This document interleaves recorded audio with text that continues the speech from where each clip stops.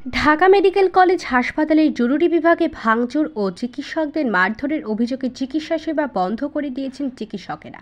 এ ঘটনায় চিকিৎসকরা দোষীদের সিসিটিভি ফুটেজ থেকে শনাক্ত করে গ্রেপ্তারের আলটিমেটাম দেন।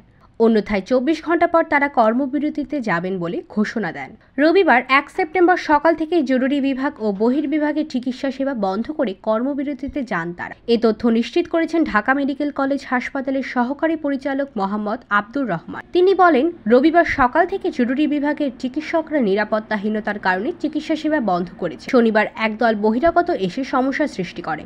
তারা অস্ত্রোপচার কক্ষ থেকে চিকিৎসকদের বের করে নিয়ে এসে মারপিট করে।